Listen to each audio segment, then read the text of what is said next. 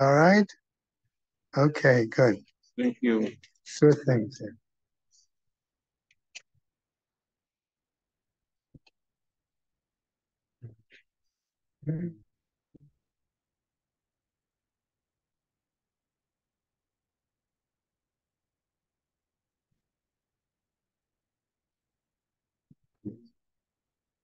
I'm going to start. We just finished.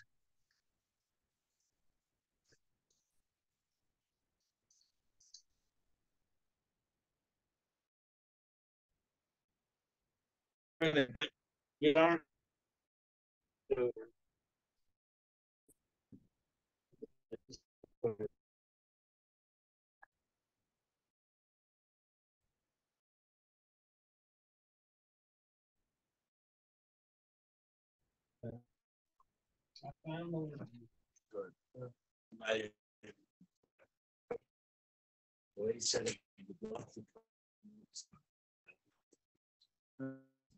It's Dutch. Yeah. That may not ever, but he made it should better. No, so Because he didn't want to lie. Yeah. yes, I'm going to start the learning sponsors since the guys come in. Year of Learning by Bella and David Adler in memory of her father, Ayal Ben Yosef Cohen. Those were inspired by Rebbetzin Emerita, Sheila Shapiro, Sarah Esther Malkabat, Mishlomi Yisachar, Gail and Leslie Kaplan in memory of their parents. Mushka Sprinzer by Yosef Chaim Bachava, Hanan ben Moshe Eliezer Vachana, Pesha bat Shmuel Yitzchak Halevi V'Tzipora, Isa ben Yom Moshe Cohen Vachana. Rexford Friends of Gladys Sherman, Gutabad Meir, Michael Klein and Friends of Judah Klein, Yehuda Tzvi ben Chaim, Marsha Brana, in memory of her husband, Rav Yachmel ben Shmuel, Friends and Family of Arthur Ritholtz, Mordechai Yidl ben Baruch Leib HaKohen, Friends and Family of Sigi Bessler, Shalom Shraga ben Dov, Friends of Marvin Weinstein, Mordechai Ozer ben Yisrael Aaron, Sarah Alpert, in memory of her husband, Rav Tzvi Lippert ben Hillel. A Month of Learning by Josh and Carol Sanborn, in memory of his father, Shmuel ben Baruch, and his mother, Chiana bat Ayile. Sharon and Jerry Glassman, in memory of her father, Eliezer ben Nissen Halevi. David and Hannah Grunblatt, in memory of his mother, Esther Yocheved bat Moshe. Ira Grubert, in memory of his mother, Rosa bat Yitzchak. Mayor and Sarah Breben, Michael and Golda Breben, memory of Mayor and Michael's father, Asher Zelig ben Moshe, and their mother, Bela bat Elimelech. Then we have Sid Paris in memory of his father, Chaim Aaron HaKohen, and his mother, Yudis Bas Tzvi.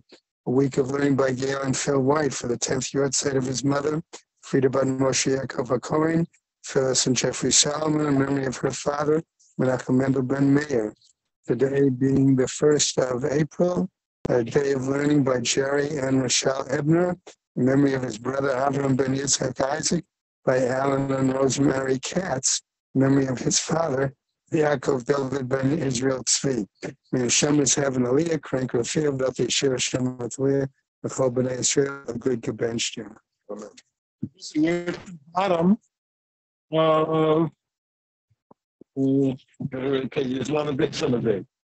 The bottom of the base on the base, very last two words, Tashma. But still in the midst of deciding, of arguing out whether Tzar B'Lechaim, not getting paid to animals, is a prohibition of the Torah or rabbinic. The Tashma, come, I'll bring you a proof that it's not from the Torah. Why is that? Because we learned the following verse. So turn the page, and now it's on the next page. Robates. We said since the pasuk said the animal is lying down under its load, so the word load, so we have to robates below Rabton. One that's lying down, but not one whose nature it is to be lying down all the time. That one is not the case. We are obligated to help them to take it off. Below Omed, okay, furthermore, robates where it's lying down below Omed, and not where the animal is just standing still because of the load. That's not enough. You're not obligated to unload it.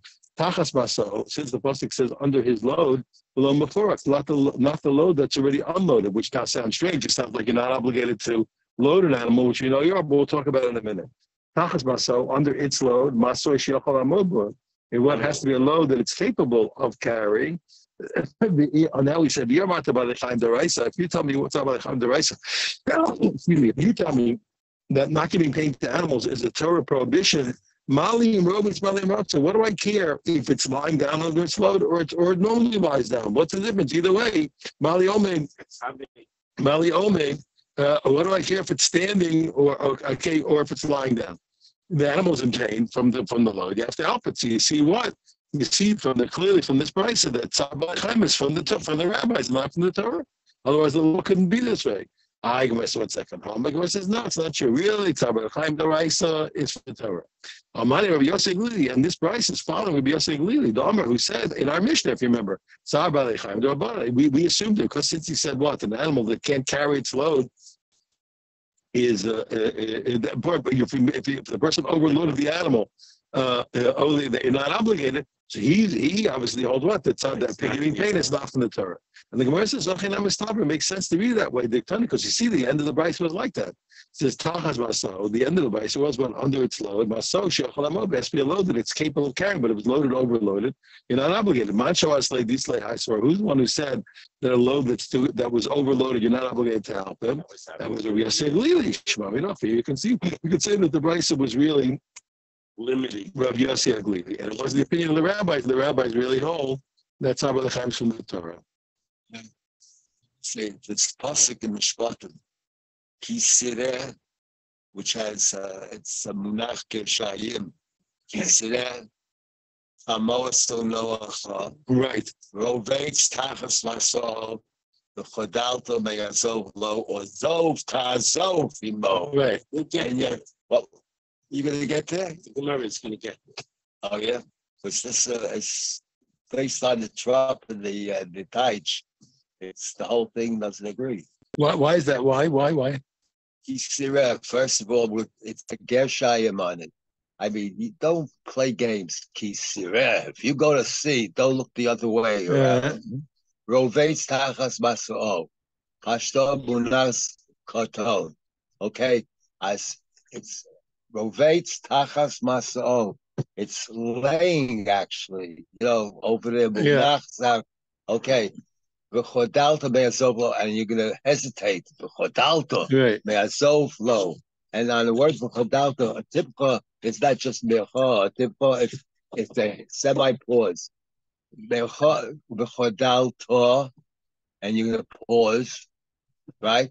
Me'azov lo, from helping you. Right. Or zov tazov, it doubles the lashon. Yeah. Or zov tazov. Beautiful. Yes. And that's exactly, the connections with the trop. You got to write this up. There's a whole sefer ready here. You can explain the whole Torah according to the trop. It's beautiful. I only know a few little places from the Gaon, you understand, but it's fantastic. It's great stuff. All right. So okay, that's what we said. Now, the Gemara said, 1 second. How can you tell me that Brisa is Rabbi Yosef Glili? Me, Matis, chemist, Rabbi Yosef Glili. Can you really say such a thing? Wakatani Seifa. We learned further in the same brisa, tachas maso v'lo maforak. It's what under its load, but not if it's unloaded. Okay, milo maforak. What do you mean that it's not unloaded? That you don't have to help unload it? Ile milo maforak. Well, if you say that it can't be that there's no obligation whatsoever when it's unloaded to load it, that can't be true. The other pasuk says, what I have to surely help the person load his animal. Pshita what lo maforak bechina. We're just saying that I don't have to do it. I don't have to unload it for free. Okay, el b'schar. For unloading, I take money. My shamasle. Okay. So pardon me. I'm sorry. I don't load for free. I can load for money. El b'schar. I load up for money. My shamasle dislay haisor. But who's the one who held it? There's the difference that by loading you can take money and unloading you can't. Rabbanan, that was the position of the rabbis. And how can you tell me that the brisa is Rabbi Yosef Glili? It's the position of the rabbis. The Gemara says, no, you're making a mistake. The rabbis and Rabbi Yosef Glili may disagree about Tzar Balei Chaim, but La'olam Rabbi Yosef Glili, even Rabbi Yosef Glili agrees with the rabbis. But with the Ina, okay, a Sabar like Rabban, he happens to agree also that loading you're allowed to take money for. That's all. So there's no problem. Tana Rabban, we learn Kitira. Okay, he says when you see your friend's animal, yochal afilu merachok. Now, seeing a person can see very far away. Depending on where you are, you can see for a long way away. So I'm obligated, if I see the guy a mile away, 2 miles away, 3 miles away, am I obligated to unload his animal? So the pasuk says by an aveda, and since lost objects and the laws of loading and unloading are together, we learn laws from one to the other. When it came to a lost object, it says kisifka. Okay, when you're going to run into the lost object. Okay, so it has to be adjacent to you, not when it's far away. Kisivka, mamash. 1 second, you have to mamash bang into it. Okay, maybe it has to be mamash within your 4 amos or no further. But the pasuk also says kitira when you see it. So on one hand, it's whatever's within eyesight. On the other hand, it has to be within 4 amos. So which make up your mind? Is it eyesight or 4 amos? The answer is the eza. So you have to learn it's a combination of the both. It's a type of seeing which is right adjacent. What's called within eyesight? Within eyesight, but still like it's right next to you. Shir Chachamim, the rabbis gave that a measure. They estimated the following, or they evaluated the following. Echad misheva umachza b'mil. I don't know how to say this in English. It's 1/7.5. It's 2/15. Yeah, that's it. But I want to have. I know, but I want to say it the other way. What do you say? 1/7 and a half. 7 and a half. 1/7 and a half. 1/7 and a half. It's 1/7 and a half of a meal. Okay. And that is okay. That's a reason. Yeah, no, you have to know, but you should know. So there's a way you can do it without doing the math. Why? Because if you learn rus instead of reese, it's really how many amos is it? Okay, so how many amos is 1/7.5 of a meal? So a meal is 2,000 amos. So if you say, instead of saying reese, you say rus. So it's what? It's 200. It's 200. It's right. Rus. So that's 266, and really 2/3. But we only say the round number. So it's 266 and 2/3 amos. Okay, Tana. So that's the amount. Okay, that's the. That makes sense. That makes sense. Okay, Tana. Okay, and we learn further. We learn another din. After, now this is machlokas, but we're going to learn it the other way. After you loaded the animal, you're obligated you have to still continue walking with it on parsa. Sure you have to go what? Parsa is a long way. Parsa is 4 meals. It's quite a long way. Okay, Amar, I would like to see what maybe it's going to fall, and you have to put it up again. Amar Rabba Barbachana. So he says noto schar, but this year you're allowed to get paid. You're allowed to get paid. Okay, now we learned some very interesting laws about not just about kavod. Cover to the father, cover to the Rebbe, etc. Let's say a person has 2 lost objects to deal with, his own and his father's. So what's the rule? As his lost object, he deals with before his father's.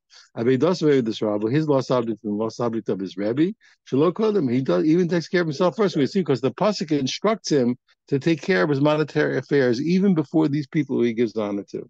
But what if it's a toss-up between dealing with the lost object of his father and of his Rebbe? So Rabbi Kodemas, then the one lost object of his Rebbe comes first. Aviv Hebil Olamaz. Why? The Mishnah explains his father brought him into this world. It's a very great thing.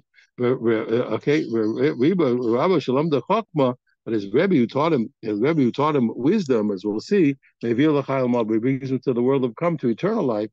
So he comes first. But if his father is also a Talmud Chacham, then his father comes first. So we'll see. Okay, his father. Why is that? And the one simple reason is to say because once his father also the Talmud Chacham, you have to say also taught him Torah. So he also brought him to the world that comes. His father is also a Rebbe. So your father be married, right? Let's say his father and his Rebbe were each of them carrying a load. They need to be unburdened. So he unburdens his Rebbe first, and afterwards he unburdens his father. Even a very severe case, his father and his Rebbe were both taken captive. He first redeems his Rebbe, and then he redeems his father. But if his father he's also a Talmud Chacham, then he redeems his father and then reads the Rebbe afterwards.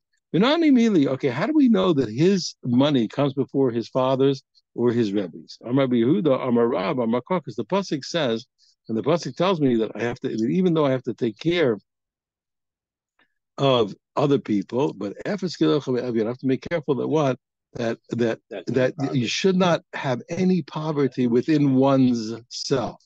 In other words, what? There should be no poverty within you. What does that mean?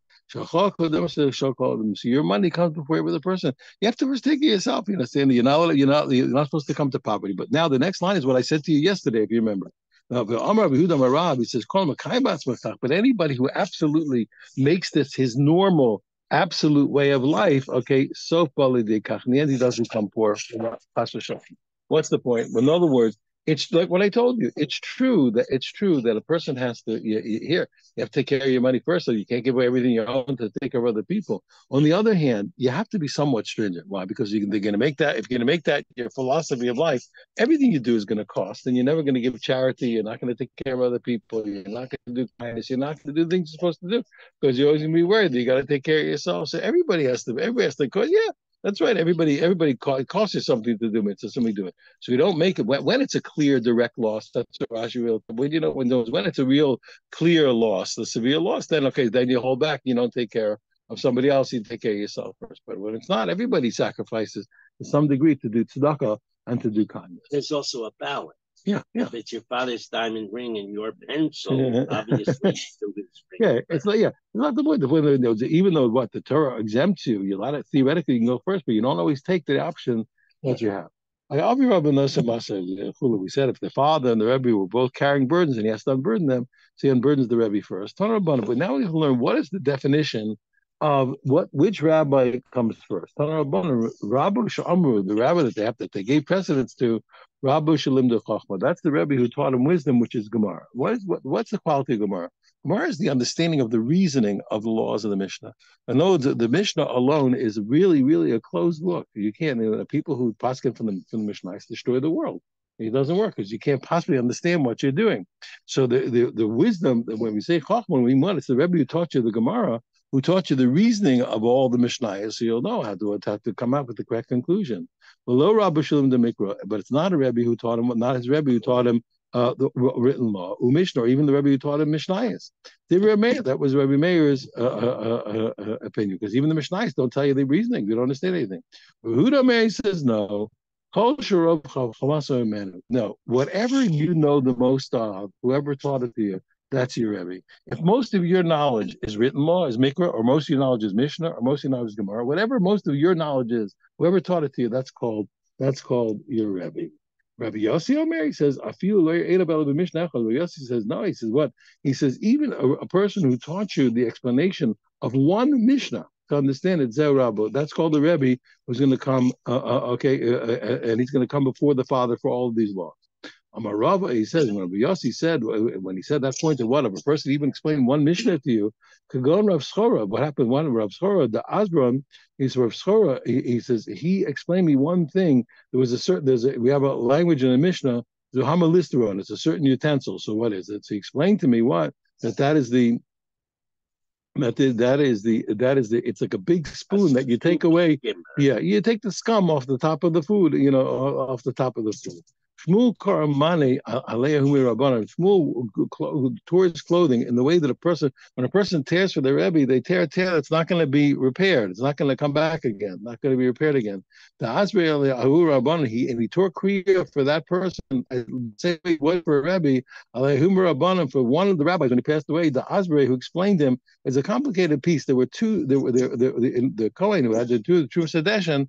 So he had to get into two doors. He had two keys with him, and one door was a little door in the big entryway where you could only open it from the inside. So he had to stick his hand through a hole in the wall up to his armpit and unlock the door from the inside. Then walk in, and then he walked to a second door in that chamber, which to get him into the Eichel, which is an easy door. So he told me he explained to me he had two keys.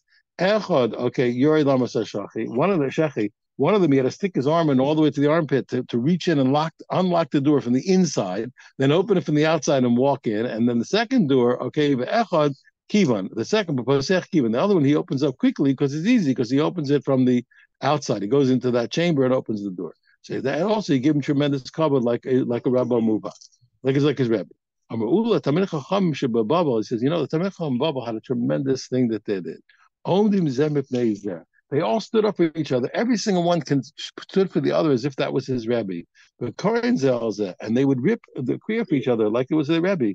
However, even though everybody treated every other Talmid Chacham like their Rebbe, Linyan Aveda, okay, but Aveda, but they did not give precedence to that every person's lost object before their father. That they didn't. El Rabba Muvak only what only the its real Rebbe, the one that he learned most of his wisdom from. Okay, like we can see, like Rabbi Yehuda, as we're going to see. So Rav Chisda asked the following question of Huna. He says, Talmud v'tzarich lo rabbo mai. What's the halacha with a Talmud who is in a situation? Usually the Talmud is the recipient. But what if a Talmud is recipient from his Rebbe, but his Rebbe needs the Talmud? The Talmud is in possession of the teachings of others that the Rebbe needs to hear from the Talmud. So he wants to know, what's the status of that relationship? Amar Lei, so Rav Huna was upset with him because he thought that Rav Chisda was saying, "Yo, what about like us? You need me." So he said, "Chisda, Chisda." He said, "I don't need you. Atri Chasli says you need me." Now, the next few words are debated how to read it. One way is to read is what you need me at Arba Shnei. You need me for 40 years because we know that no one understands what the Rebbe said until 40 years pass. But to really understand what his Rebbe said. Or the other way is that it's the beginning of a sentence, and he says, you read it like this, Ad Arba Mishnin, up for 40 years, they were stringent with each other. One didn't come in to see the other, one didn't visit the other. Okay, but either way, but they were makpid. Yossi Rav Chisda Arbaim Tanisa, Rav Chisda sat for 40 days fasting. Okay, Mishum Decholish Daite because he insulted. Yeah, he made Rav Huna feel bad. Okay, because he upset Rav Huna. Rav Yossi Rav Huna Rav Huna fasted for 40 days. Mishum Dechash Rav Chisda for having suspected Rav Chisda of speaking in a way as if he was needy of Rav Chisda, which he never did.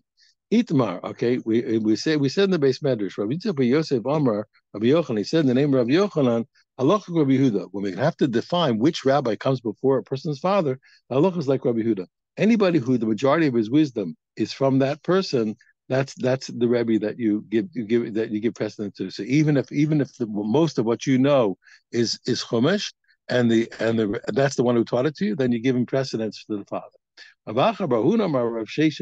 He said in the name of Rav Sheshes, halacha Rav Yossi. Halacha is no. He says halacha is like Rav Yossi, that anybody who just explained to you one Mishnah is already gets a din of a Rebbe who takes precedence to the father. Amir Rabbi Yochanan really said the halacha follows Rabbi Yehuda.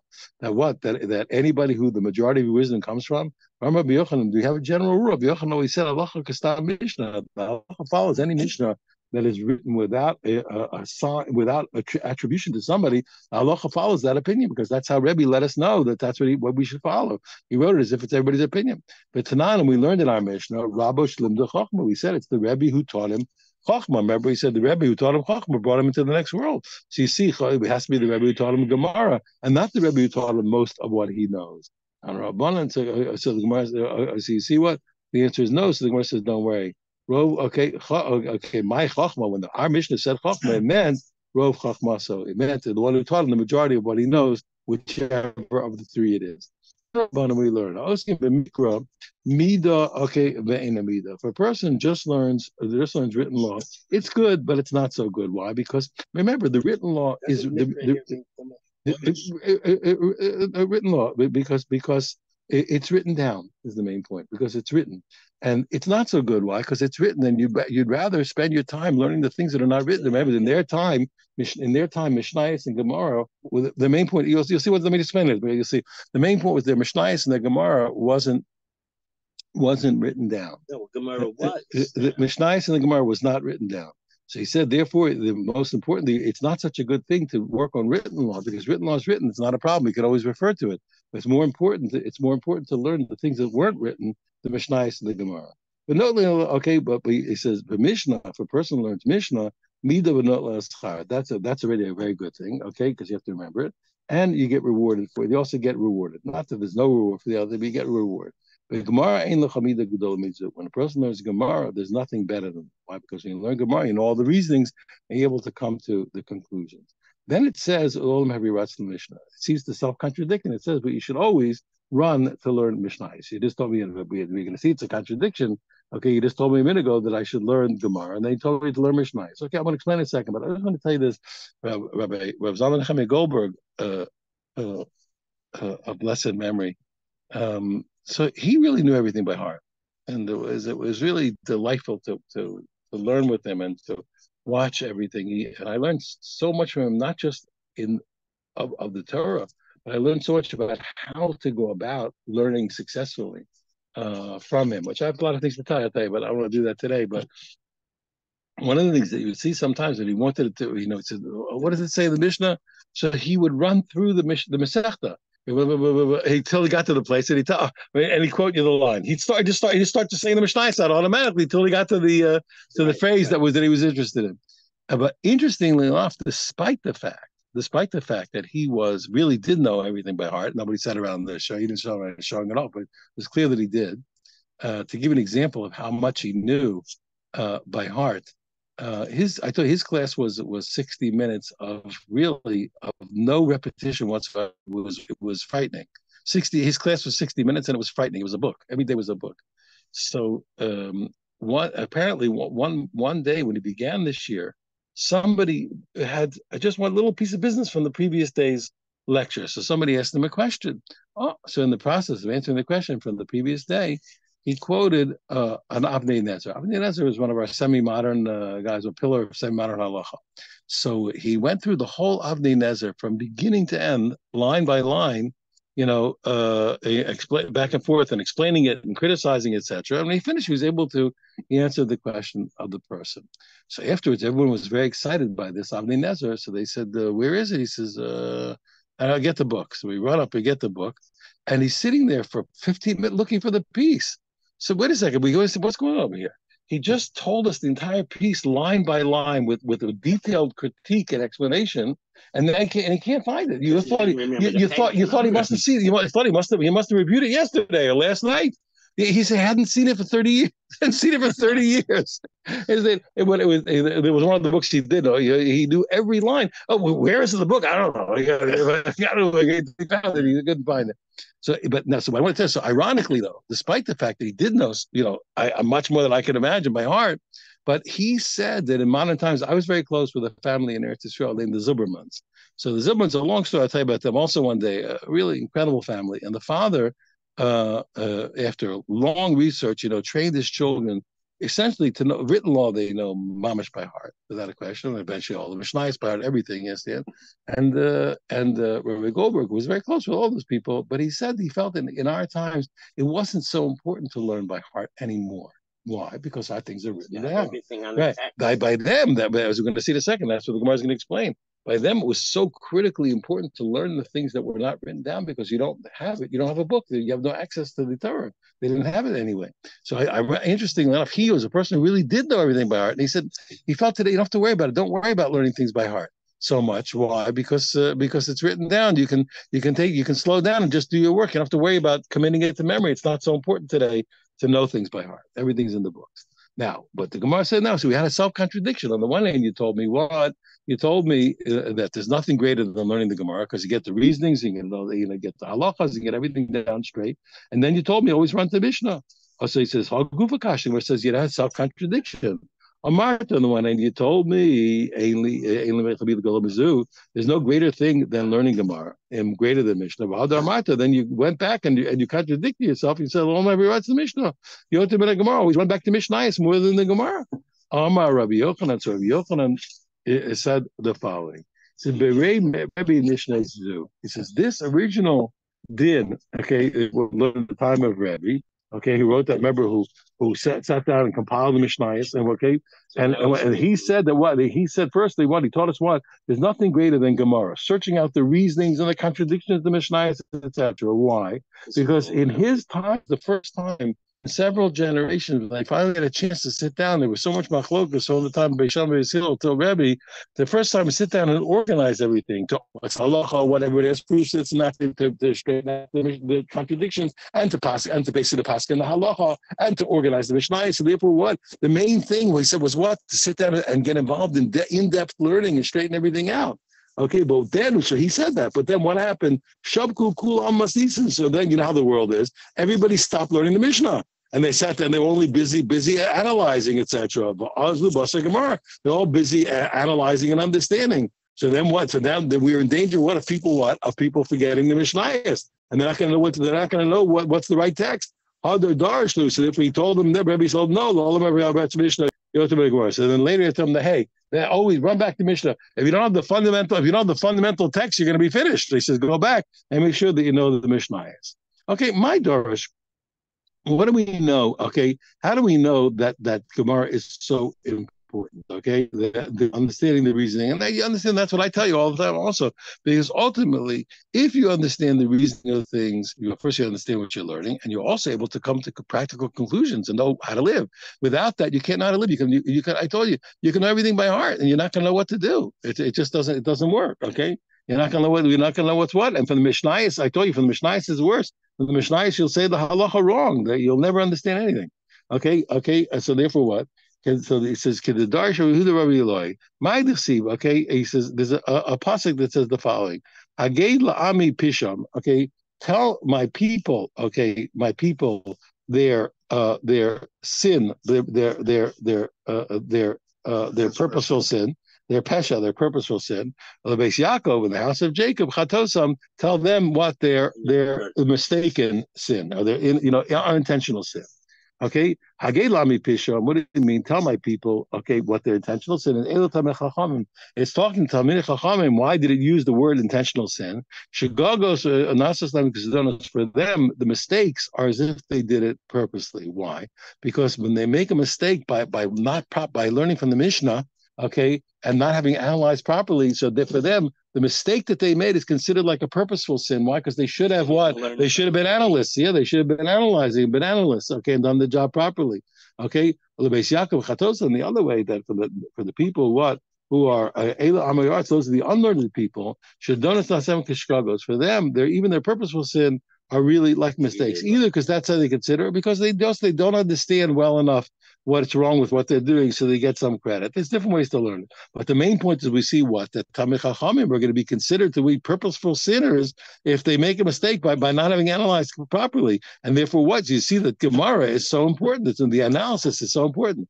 Yehuda said what? Be careful with Talmud. Be careful to learn the Gemara properly, to know all of the real reasonings and the pros and cons of everything. Why? Sheshigdas Talmud olazadam. Because you see a mistake, okay, in the evaluation, okay, the person is punished as if they did it purposely, because you're really obligated to do a good analysis. It's frightening. Okay, Darsha Yehuda Rabbi Eloi. My dear, see, Rabbi Eloi. Okay, he said this. Once he said something in his name, we're going to say something else. What is this pasuk? It's a hard pasuk. It says like this: the Navi is basically giving good news to the Talmidei Chachamim. He says, "Shimu dvar Hashem acharedim al dvaro." He says, "Hear the word of God. Those ones who tremble over God's word." Talmidei Chachamim really take everything seriously. You know, in Europe, in the time of towards the end of the 1800s, 1900s. So rabbinic seminaries were only the religious people never did that. That was the that was the anti-religious. That was the Reform movement. They made seminaries for rabbis. There were no schools for rabbis was the domain of the non-religious. The religious people didn't do such a thing. And finally, Rabbi Shmuel Salanter, who was busy trying to save the whole world, he did something radical. He made a rabbinical seminary. That was unheard of. You didn't make rabbinical schools. That was the non-religious did that. The non-religious made rabbinical schools. So when he made a rabbinical school, it was like a big hoo-ha. What was the reason? Because see, you don't know, and I think I told you, you don't realize. When you read these books now, you think all the Baals were like these sweetie pies. They were your affable uncle. They were the Gedolei Ador. They could paskin everything. Rabbi Shloshlatter's Mussar Rebbe, Rabbi Yosef Zundel. The sweet old Mussar Rebbe. He went to Yisrael. He was the Gadol Ador. He could paskin any. They sent him there to go. He didn't want to do it. That's all. He could do anything. These guys. So Yisrael Shloshlatter was desperate to make sure that they were halachic experts, and he felt if he couldn't get any more individuals who knew everything, he could get groups of people. Each rabbi would be an expert at least in one field, but he wanted experts, so he made schools to make absolute experts in the halacha. So his guys said to him, they said, Rebbe, they said, we're afraid to paskin. And he said, who should I get to paskin? The guys who aren't afraid? And that's what I'm telling you. If the guys who know how to do it don't do it, the bums are going to do it. And that's what's happening now, by the way, between me and you. That's what's happening now because the guys who can do it don't. The bums are doing it. You have to be careful. Real bad people are doing it. I'm telling you. Bad guys are doing it. And the good guys have to do it. You can't. This is not a place you don't have. You're not allowed. If you know how, you have to do it. You can't. Not maybe. It's happening now. I'm telling you. Bad guys are doing it now because we got to take care of business over here. Okay. So now he says, the Navi says to the Tamil Chachamim, you who tremble, you understand, you people who tremble over God's word, the pasuk continues. It's a hard pasuk. He says, Amra Achechem, your brothers, who said your brothers, Sanechem, you're the people who hate you, the people who push you, who isolate you like a nida, who push you to the side, all the people who can't stand Tamil Chachamim, they say, Leman Shmi, they say what? They say, I'm going to read you the pasuk properly. They say, Leman Shemi Yichbad Hashem. It's us. All the bad guys say, we're the ones who are going to give honor to God. Okay. Venira b'simchasrem, but the truth is, we're all going to see your joy in the end of the game. Your joy, you the Tamil Chachamim, and they, other people, they're going to be embarrassed. We're going to see what it means in a minute. So we have to explain the whole thing. Amra Chechem, who's all these guys? I say, we're the ones. Amra Chechem, what do you mean? Who's your brothers? Elu Bali Mikra, those are the people who study the written law.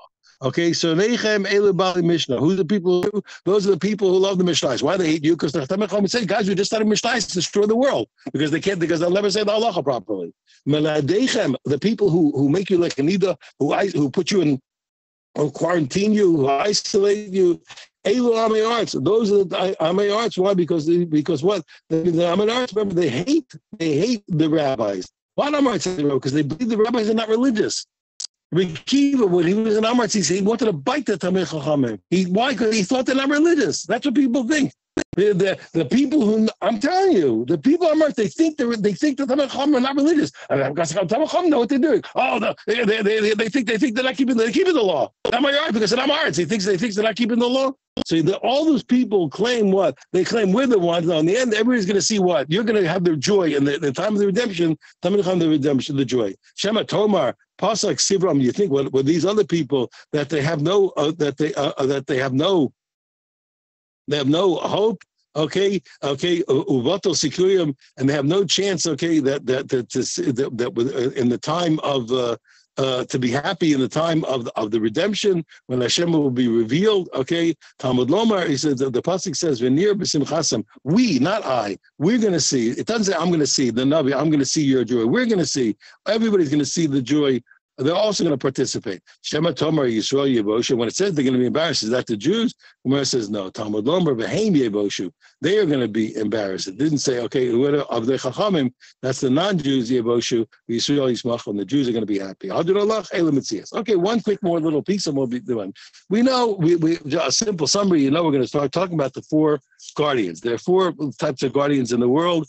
A person can watch it and think, what are guardians? They're insurance companies on both sides. That's all we're talking. That's all. What is a guardian? It's an insurance company. Why do I take sometimes to watch my thing? I don't want to be. I want to guarantee against loss. So I go to a guy, say, watch my thing. I want at least to know my thing's not going to be destroyed by negligence. Would you give me insurance? Insure me that my thing will not be lost by negligence. That's a free watchman. Now we have a paid watchman. I say, listen, I want insurance that my phone I want insurance against not only against negligence, I want insurance against theft and loss. No matter what, I want you to guarantee me that even if it's not only if you're negligent, but even if it's stolen or lost, I'm going to get my money back. Okay, so I want insurance for theft and loss. And we have a machlokas. What's the din by a renter, whether he's like a unpaid watchman or a paid watchman? But either way, okay, it's also the same thing. I want insurance, okay? And the last guy, when a guy borrows from us, okay, we get insurance against everything, not only negligence, not only theft or loss. I'm even insured against what? Against accidents, except when the thing dies in the process of its normal work, right? It's normal work. The new thing, squatters. Rahmanis, yeah. So the truth is really what if you tell a guy, listen, you say, so people want the best insurance. I'm going to open a company like this. I have two companies of insurance I want to make. One, what's the best insurance you can get as a borrower? So I say, listen, pay me and I'll borrow your thing. I'll borrow your thing. I'll be responsible. I'll be responsible for accidents. But I told you my real business I want to open already. I told you I found out the insurance guy who sells you the life insurance, so he gets a residual. He gets the money.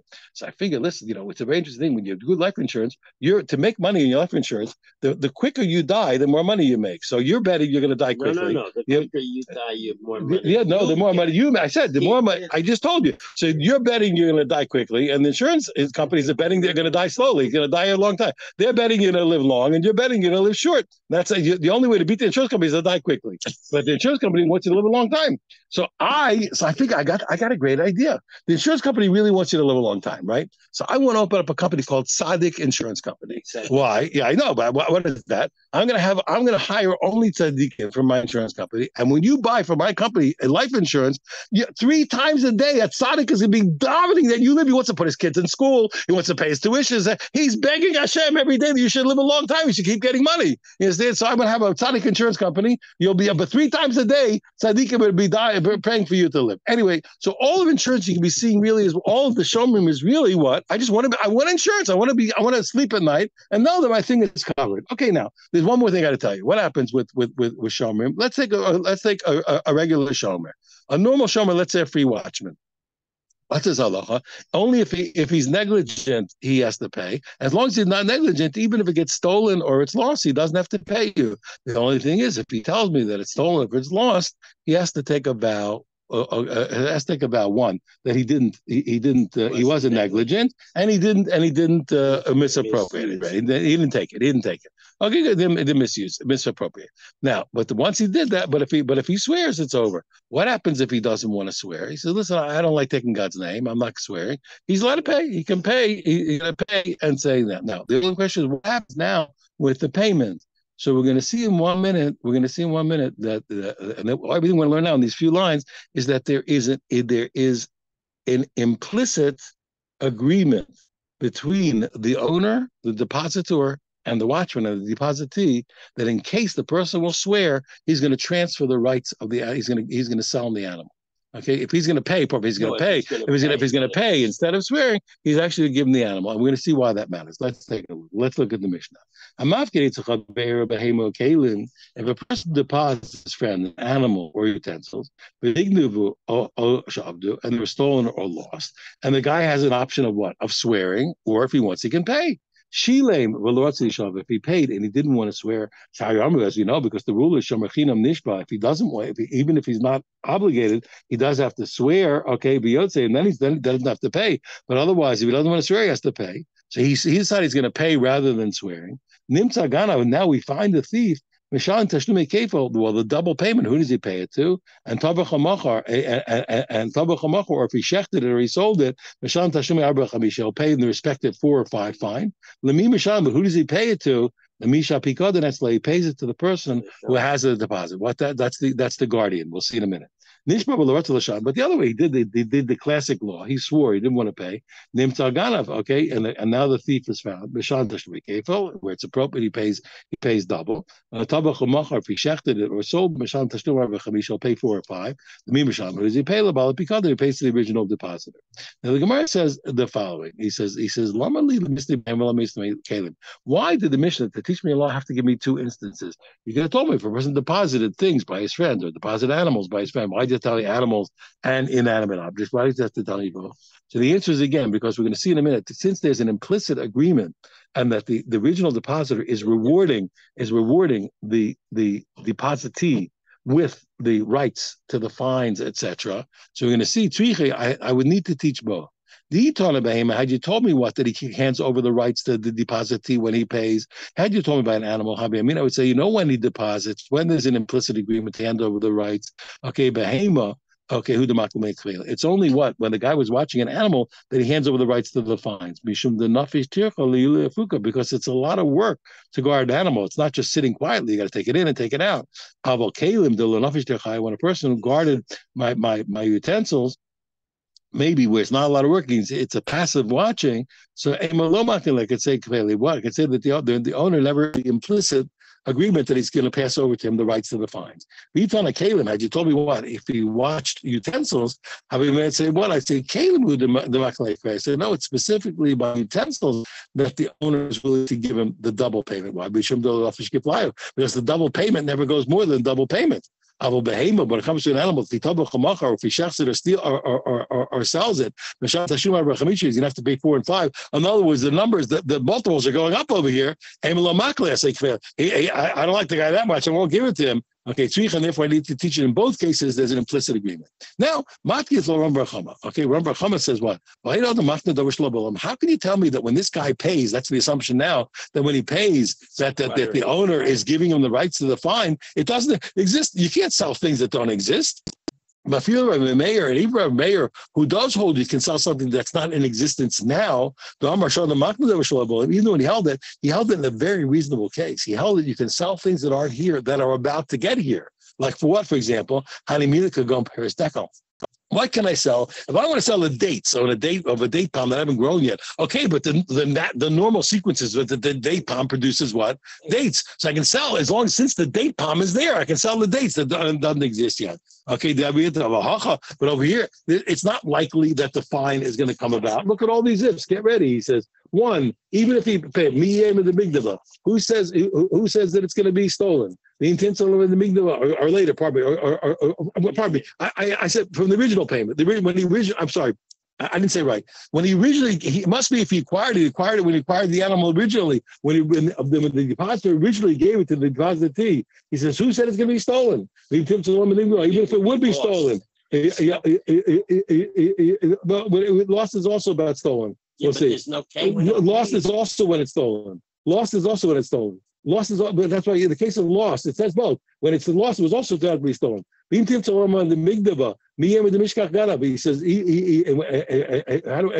if it does get stolen, who says you never find the thief? But if we find the thief, who says the thief's going to pay them? Maybe he'll admit to the fine, which and he'll be exempt from the fine. So it's such iffy, even a mayor wouldn't hold it.